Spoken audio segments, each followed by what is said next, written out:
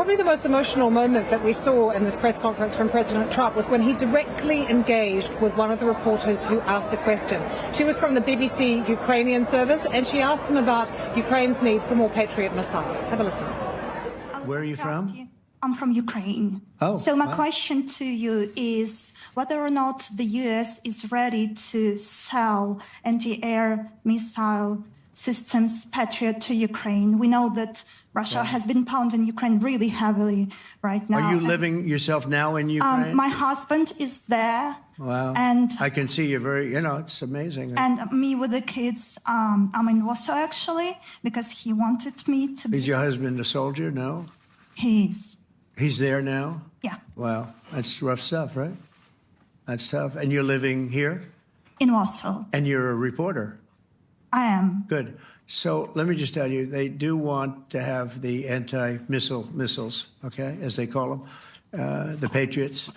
And we're going to see if we can make some available, They're very hard to get. We need them too. We were supplying them to Israel, and they're very effective, 100% effective. Hard to believe how effective. And they do want that more than any other thing, as you probably know. That's a very good question, and I wish you a lot of luck. I mean, I can see it's very upsetting to you. So say hello to your husband, okay? Thank you. Quite an emotional exchange there between Myroslava Petsa from BBC Ukrainian Service and President Trump. So, of course, we got on the phone to her as soon as she came out of that press conference and asked her to come and talk to me about that exchange.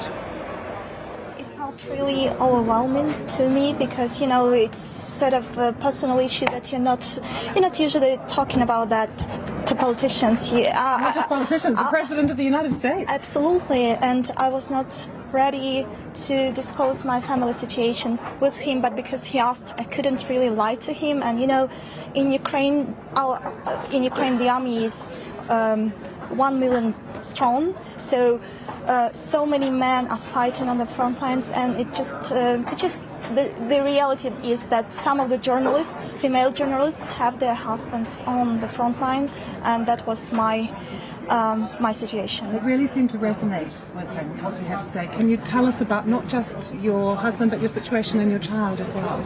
I have 2 children, actually. They were 6 when the full-scale war broke out. They were born during the war, actually, in 2015. Twin daughters, and they are right now in Warsaw with my husband's mom. The situation is okay with them. They are they are secure. Everything's fine. They are thriving, but they. Of course, they are 2 of millions of Ukrainian children who fled the country because of Russian full-scale war. And they're not with their dad? They are not with their dad. Sometimes they see him because now people who are serving in the army can actually go abroad and see their families that are abroad.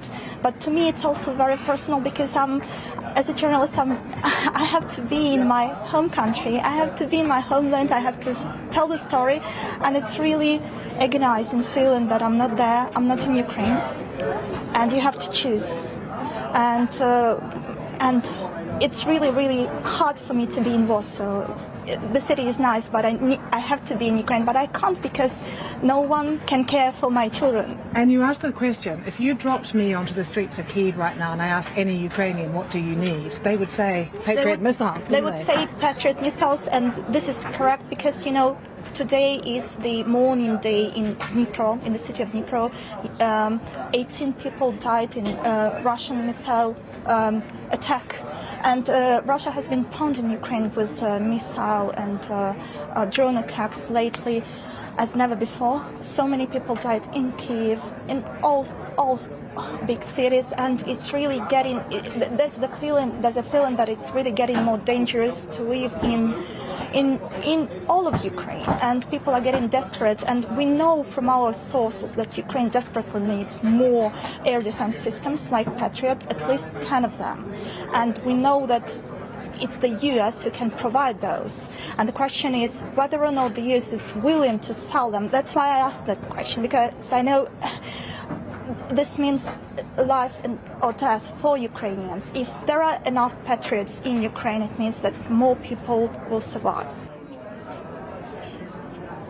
Yeah, it's a matter of life and death, Myroslava said to me, and the very last thing that President Trump said to her was to give her husband, who is a soldier, the very best. She told us she hasn't had a chance to talk to her yet. He is busy fighting in Ukraine at the moment, but her question to him has already gone viral and really drawing attention to one of the big things that Ukraine needs at the moment, which is those Patriot missiles.